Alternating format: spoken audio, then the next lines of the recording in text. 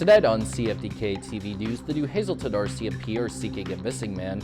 The Vancouver Park Board recently cleared Crab Park of tents, and the only free parking beach in Vancouver may not be free for much longer. Northwest BC's only television news team. We are CFTK-TV News. Good evening, I'm Cale Maslett, and here's what's making news in the Northwest and beyond today. This past weekend, the members of both the Terrace and Terrasquita Valley Rotary Clubs did their form of spring cleaning, but the cleaning in question didn't take place inside of, say, an attic or a spare room, but instead on Highway 37 just south of Terrace. The club members, as well as community members who volunteered, cleared about 62 trash bags worth of debris off of the highway as part of the annual Spring Adopt a Highway cleanup. Some other community members who joined in to help included folks from the Terrace Northman Rugby Club, the Terrace Regatta Association, as well as Lincoln Jack Cook. Thanks to the contributions of a few different residents, Burns Lake is supposed to be getting what's being called a men's shed, a place where locals can get assistance with their mental health. This idea was brought forth to Burns Lake after it proved to be rather successful in both Vanderhoof as well as Fraser Lake. As for how exactly it works, the shed has been characterized as a modern version of a garage or a basement workshop where people can develop meaningful, positive relationships and gain an insight into what truly healthy living looks like. The mayor of Burns Lake, Henry Wiebe, has reportedly been thinking about installing this kind of building in his community for a while and is pleased to see that the locals are interested to see what the shed could possibly end up doing for people. The New Hazelton RCMP recently put out an article on their website discussing the case of a man that has recently gone missing. The man in question goes by the name of Spencer Oliver, and earlier in the week, he is said to have gone rock climbing at a spot near the Hagelgate Bridge that goes over the Bulkley River, and he has not yet returned from his excursion. His family went out looking for him and found items that belonged to him, and police so far believe that he may have fallen into the river. Oliver has been described by the RCMP as a Caucasian male who is 30 years old, has brown hair as well as brown eyes, in addition to being about 5'9" and weighing around 157 pounds. Those who may know Oliver's location are asked to call the New Hazelton RCMP at 250-842-5244. There was recently another tent stay at Crab Park as the Vancouver Park Board cleared out tents in what was supposed to be a temporary sheltering area. CTV's Martin McMahon has more. It's been a stressful day. From tarps and tents to frames and mattresses. If people in Crab Park's temporary sheltering area weren't there to bring it with them, it was thrown out. What I'm seeing down here is simply cruel. It's an astonishingly inhumane way to treat some of the most marginalized, beleaguered people in our city.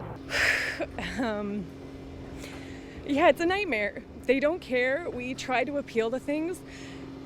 There are residents that have been allowed to move to the designated area. Other residents haven't. There's no real good reason. The Park Board's general manager says staff removed about 10 to 20 tents from the temporary sheltering area, aiming to restore the park to regular use. We've had some positive compliance, and we've had others who don't want to comply, and we work with those as best we can to seek compliance. One of the people moving his things from the temporary sheltering area told us he isn't happy with how it's been handled. You know, we're all normal people. Everybody has difficulties in their life. There's no reason to ostracize somebody, especially somebody in such a position. I don't know. We're all human, right? While the Park Board says an appeal process has been set up to get into the designated area, advocates argue it isn't accessible. Finally, they posted something on the general manager's notice saying that people do have a right to appeal, but how can they appeal? How are they going to appeal when they're not here, when they're not even here anymore? How is that process going to happen? People can still camp overnight, but must take their tents down during the day. 14 tents remain in the designated area indefinitely, while the city's outreach team tries to find the people shelter and other supports. Martin McMahon, CTV News, Vancouver. Coming up next, BC is continuing to support their decriminalization project despite criticism. Welcome back. Despite mounting pressure, the province continues to support a pilot project which decriminalized possession of illicit drugs for personal use. The growing controversy has federal officials coming to BC as the Premier defends his government's approach to this issue. Penny Daflos now on the many facets and what one of BC's top cops sees as the real problem. Frustrations around open drug use and exposure to patients and hospital workers are growing in BC. It was our past premier who pushed for decriminalization of hard drugs for personal use, along with other measures to curb soaring toxic drug deaths. Safe supply, prescription alternatives are high priorities. But implementation has largely been under the current premier, who's taking all the heat for the fallout. How long do you feel that you have to champion and uphold a policy that was not terribly well planned out and that you're now dealing with the repercussions of it? This is an incredibly challenging issue, trying to keep people alive, get them into treatment. We've opened hundreds of new treatment beds just this year alone. We have attempted to put in place a system that recognizes some of the impacts that we've seen of the ongoing toxic drug crisis that we're in, including public drug use by some individuals. We're not going to let it go. It's a pilot. It's time to end this pilot. The opposition is seizing on the controversy, particularly safe supply prescribed to drug users that's diverted to the streets and dealers.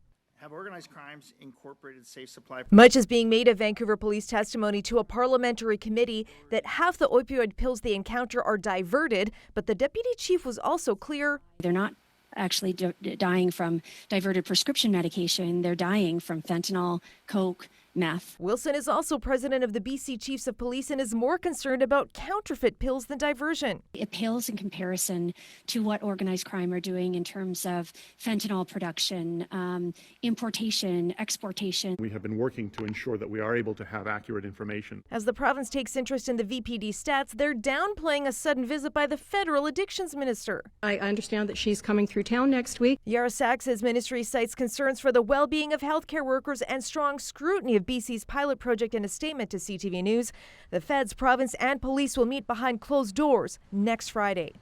Penny Daflos, CTV News, Vancouver.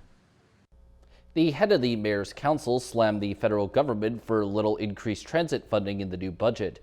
As CTV's Martin McMahon reports, the criticism comes as BC announced $300 million in funding for more buses.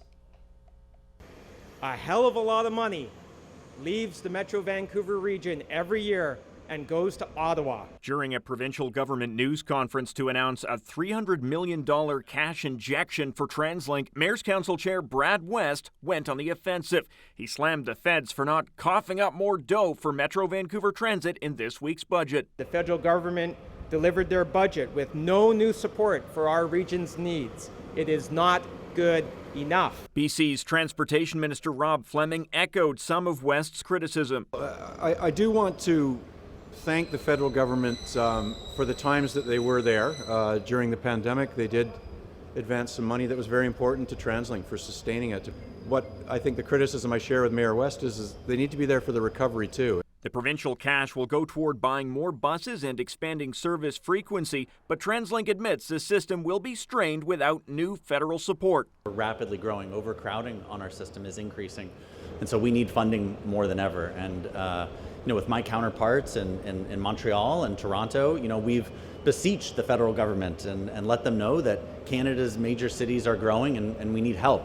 The federal government has plans to bring in a permanent public transit fund of $3 billion a year, but West insists waiting around isn't an option. So the idea that we have to wait until 2026, 2027, and then we apply, and then they talk to us, and then we get the funding, and then you start the projects, no. That's not the way things should operate. As for the money from today's announcement, service improvements are expected in the fall. Martin McMahon, CTV News, North Vancouver. Spanish Banks is the only beach in Vancouver where visitors have free parking, but that could soon change. After failing 6 years ago, park board staff are again recommending drivers pay an hourly rate at that beach. CTV's Shannon Patterson has more. Longtime Vancouver resident David Fine has a soft spot for Spanish Banks. It's so wonderful because all kinds of people can come here freely, and it's a jewel. This is the only beach in the city that offers free parking, and lots of it. There are 744 dedicated spots. You either can cycle here because you're able, or you're bringing a car because that's what you need to do to get to this stretch of Vancouver, which is not well served by public transit. But Park Board staff are once again recommending paid parking be brought in at Spanish Banks. The Park Board was looking to charge for parking back in 2018, and so I threw up a petition just to sort of get the message out to the Park Board to say, look, please reconsider this. More than 13,000 people signed Fine's petition back then, and the elected Park Board of the day backed down. I like to think it made a difference. But 6 years later, the plan has been revived. Park Board staff already have the authority to implement paid parking here based on a resolution that passed back in 2018.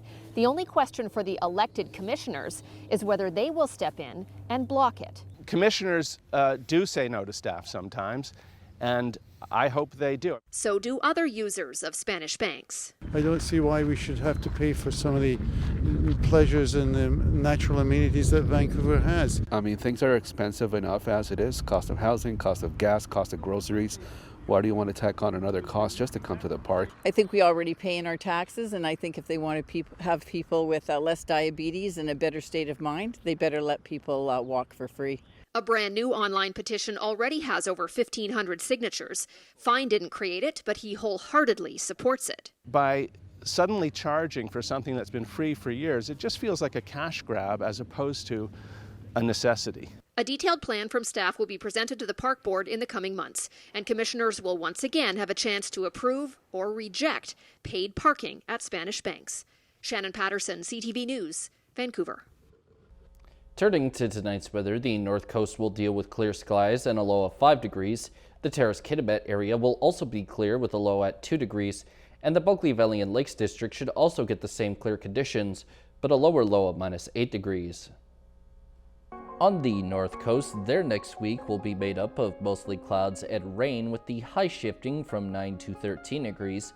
In the Terrace-Kitimat area, the week for them should also see lots of rain and clouds, but with maybe some sun too, and their high moving from 9 to 18 degrees. And in the Bulkley Valley and Lakes District, the upcoming week will deal with a bit of sun, but also rain and clouds too, as their high bounces from 12 to 15 degrees. Checking out the highways now, visit Drive BC for the latest and up-to-date conditions, and as always, drive safe out there. On Highway 16, there is utility work, bridge maintenance, road sweeping, construction work, pavement patching, plus the Usk ferry is out of service and the cable car is in effect. Highway 37 has some utility work too, while also having limited visibility and frost heaves. And the Telegraph Creek Road has muddy sections and frost heaves of its own. And this is what the roads were looking like this afternoon around the region from the view of the province's highway cams.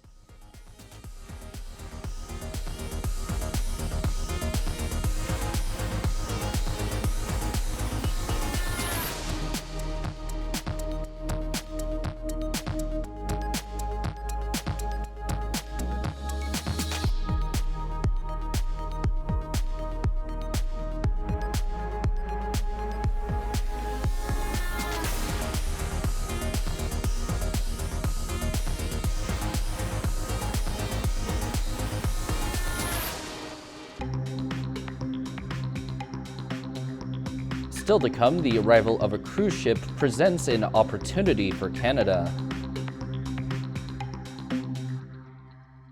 Welcome back. A new ship has arrived in BC, bringing hundreds of tourists with it.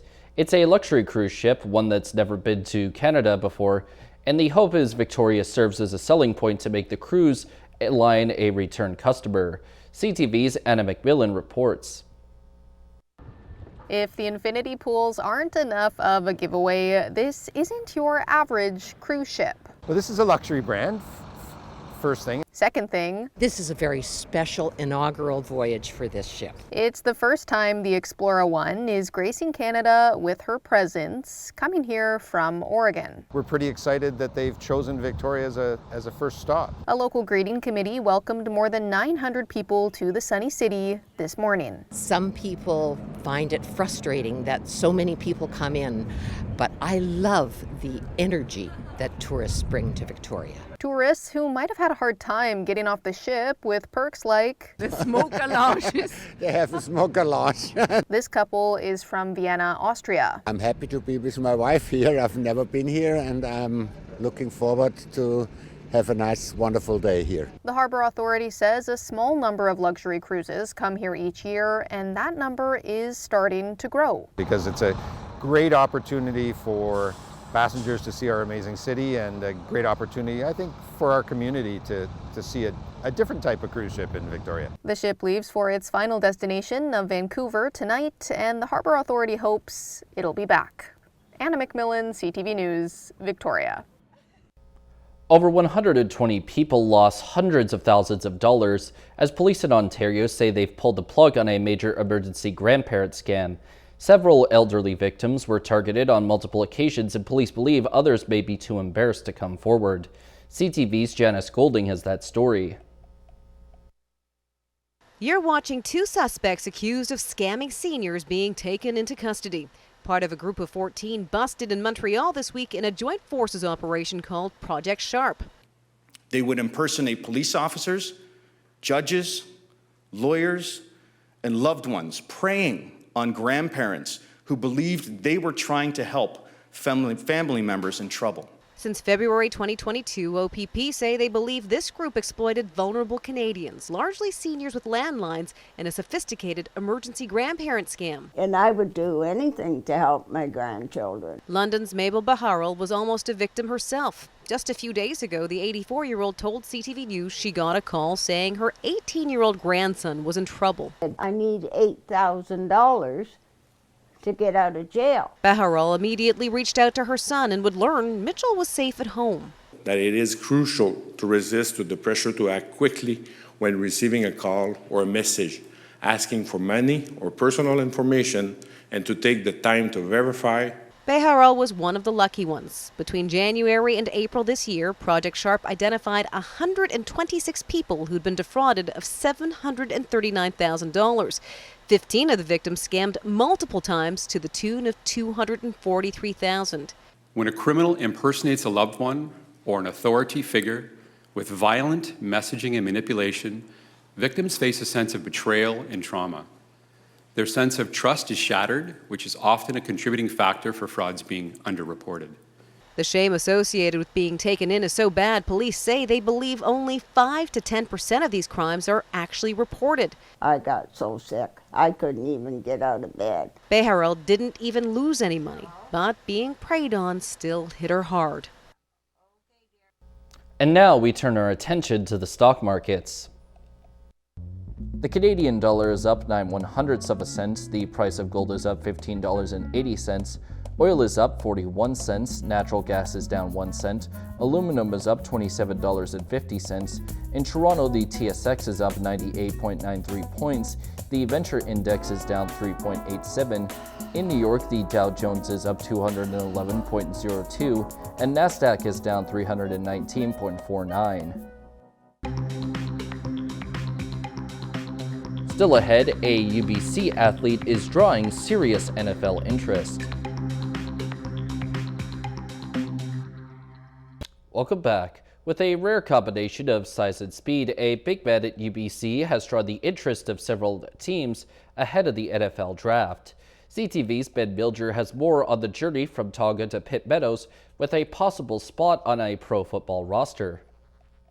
I got to see Andy Reid, and he's kind of a character. So. Not every NFL prospect can say they met with the head coach of the reigning Super Bowl champs, but at 6'8" and 350 pounds, there is nothing typical about Giovanni Manu. He was born in Tonga, a small island in the South Pacific. So yeah, humble beginnings. I was born and raised there till about the age of 10, and then migrated with my siblings over to this great city here, Vancouver, Canada. Manu arrived on campus at UBC when he was just 16 and credits the coaching staff with helping him grow as a person and developing him into a player who is now on the radar of several NFL teams. Coach Nil, he's a father figure to me, and even on my positional coach, Coach Dan D'Orazio, great guys like that. And I cherish my 6 years that I've been here now.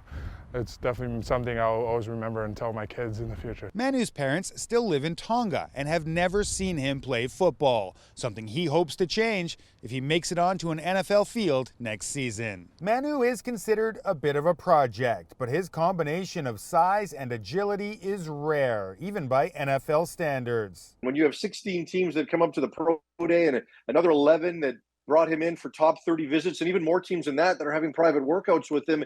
Everybody knows who this kid is now, and they all know that there is scary potential there. Just a few months ago, Manu and the Thunderbirds hoisted the Hardy Cup. In a perfect scenario, in a few months' time, he could find himself competing for a more famous trophy at the Super Bowl. I'm ready for it. You know, if that so happens to come my way in my first year, I'll attack it the same way I approached the Canada West Championship here, and I'll be well prepped for it, and you know, it'll be really exciting. The first step on that journey is getting drafted next weekend. Ben Milger, CTV News, Vancouver. The province says it'll spend $30 million over the next 3 years to support literacy across BC, including the implementation of early screenings for students from kindergarten to grade 3.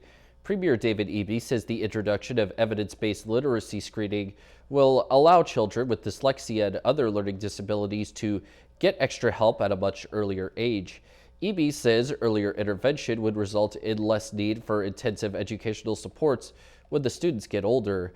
The province says it will work with school districts to implement the screenings, and there will also be professional development programs to train K-12 teachers on how to support the literacy needs of all students, including those with learning disabilities. That is all of our news for now. From everyone at CFTK-TV News, I'm Cale Maslin, and thanks for watching.